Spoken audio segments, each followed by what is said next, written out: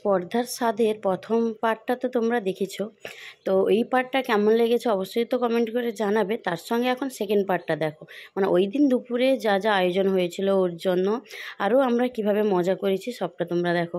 তো এইদিকে খুব সুন্দর করে ডেকোরেশন করা হয়েছিল, বেবি শাওয়ার এখানে যে লেখা আছে, নিচে আসন পাতানো হয়েছে, আর শুনেই সমস্তটা খাবার গুছিয়ে এখন রেডি করছে। আর ওকে ওইদিকে নিয়ে চলে যাওয়া হলো, কারণ আমরা এদিকে অনেক কিছু প্ল্যান করেছি ওর জন্য। সবগুলো এখন আস্তে আস্তে করে তোমরা দেখতে থাকো কি করছি। এখানে দেখো রাখা আছে, একবার ঢুকবে, আগে তুলবে, তারপর খেতে দেওয়া হবে, না কি গো সোনাই? আগে এটা তুলবে, তারপরে খেতে বসবে।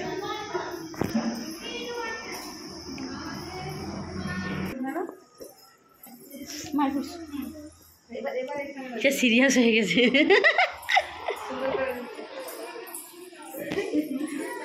আচ্ছা এই সময় তো বড়রা থাকতে হয়, যেটা আমি তুলবো দিয়ে তুলে দিয়ে তোমাদেরকে বলবো, তোমরা না না না না করবে, না না না না। মটর পিসি, আমার পিসি, ও পিসি মনি, মটর পিসি রেখো, মটর পিসি রেখো। কি গরম দেখ, বল না রে, কি বলছি বলো, গরম করে আজকে মটর পিসি বলে, মটর পিসি আজকে একদম গরম বলবে, একদম গরম। তোমাদেরকে দুষ্টুমান খুঁজে নিচে চলে গেছে, বসা ছিল তার থেকে তেল করে এই সাইজ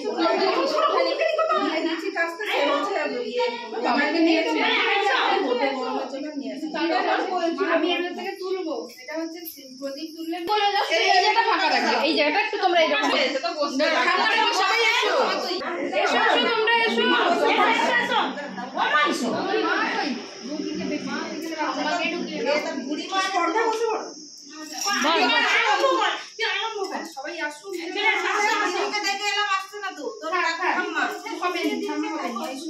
আর এই বিষয়গুলোতে বাড়ির সবাই থাকলেই বেশি মজা হয়, তো ওই জন্য বাড়ির সবাইকে ডেকে ডেকে আনা হচ্ছিল। আর বিশেষ করে যারা এখন উর্বি দিদা, মানে একদিকে ঠাকুমা আর একদিকে হচ্ছে দিদা, তো যাই হোক ঠাকুমা দিদাকে মোটামুটি ডেকে আনা হয়েছে। সবথেকে বড় কথা হচ্ছে এইগুলো নিয়ম ওই রকম কোনো ব্যাপার নয়, কিন্তু ভীষণই মজার লাগে, সবাই খুব এনজয় করা যায়, এটাই হচ্ছে বড় ব্যাপার। ভাবছে ভাবছে এখন কোনটা তুলবে।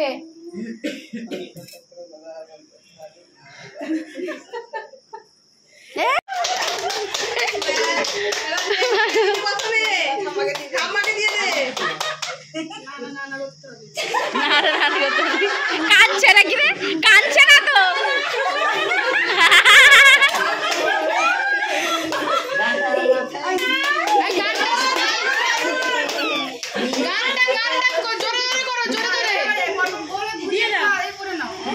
সবার বলে নাতিকে তো এই তো দাঁড়াও, এটা পিসি দিদা নিয়েছে।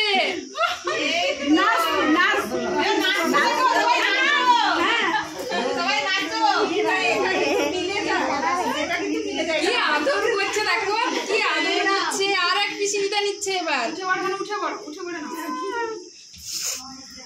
সবাই ভালো করে বন্ধ করে দাও, হবে হবে।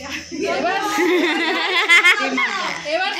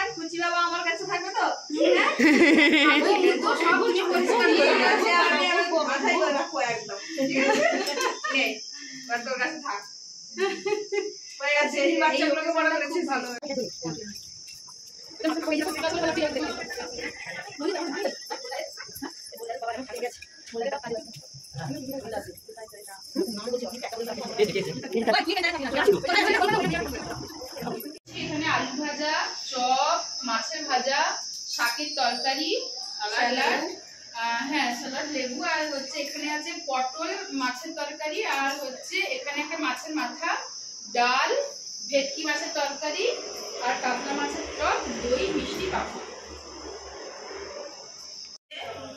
না সাদা করে বেরোতে হবে।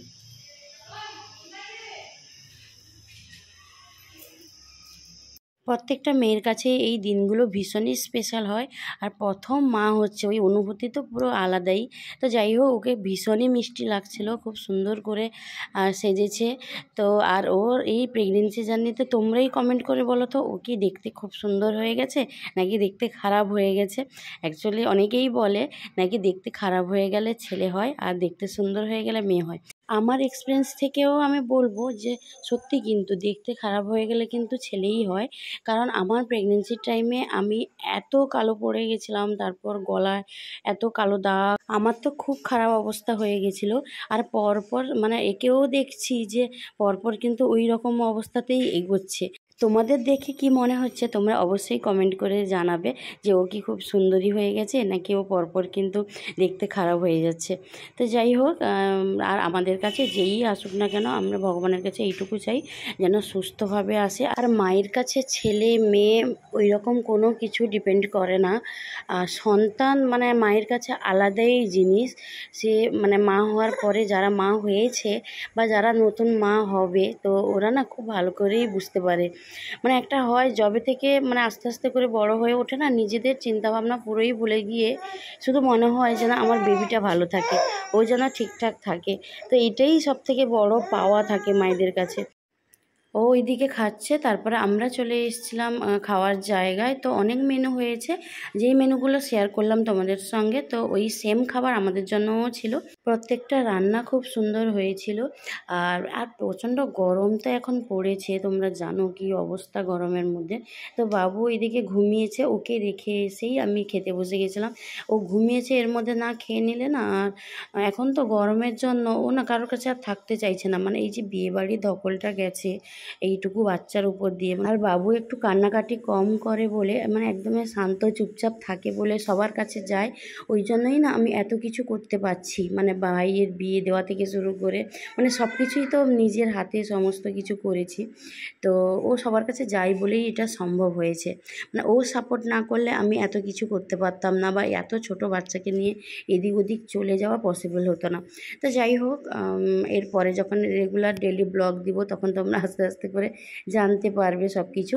তো এদিকে এই যে দেখো জয়শ্রী রিয়াকশান, এটা খাবে না ওটা খাবে না, লাস্টে খাচ্ছে দই। আর দই খাবে বলে ওকে আমরা বলে এক গাদা মানে বেশি করে দই দিয়ে গেছে। তো সবাই আমরা একসঙ্গে বসে গেছিলাম, ওর স্কুল থেকেও সবাই এসেছিল, আর সবাই একসঙ্গে বসে আমরা মোটামুটি খাওয়া দাওয়া করে নিয়েছি। গাছে উঠেছে পেয়ারা তুলতে। এই গাছটা নাকি 12 মাস ধরে পেয়ারা হয়। আর দেখো আয় এই পাশে আছে, যেটা ছুঁড়নি ছুঁড়নি।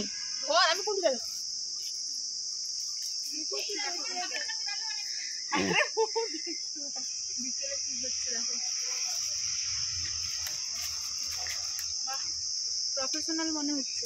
ওই প্লিজ তোদের কাছে আমার এইটাই। না না, এটা এক্ষুনি ছাড়বো, এক্ষুনি ফেসবুকে দিব জয়শ্রীকে ট্যাগ করে।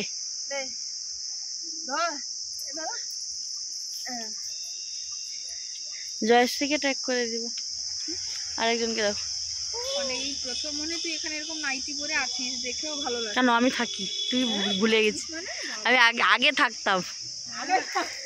আগে থাকতো তো তুই রাউটারে থাকতি। তো জীবন গেলেও চলবে, কিন্তু পেয়ারা নিয়ে নামবি। উঠ। তো সারাদিনের ব্লগটা তোমাদের সঙ্গে শেয়ার করলাম। ব্লগটা কেমন লাগলো অবশ্যই জানাবে। যদি ভালো লাগে প্লিজ চ্যানেলটাকে সাবস্ক্রাইব করে দিও। আর সবাই খুব ভালো থাকো, সুস্থ থাকো। নতুন একটা ব্লগের সাথে আবার দেখা হবে।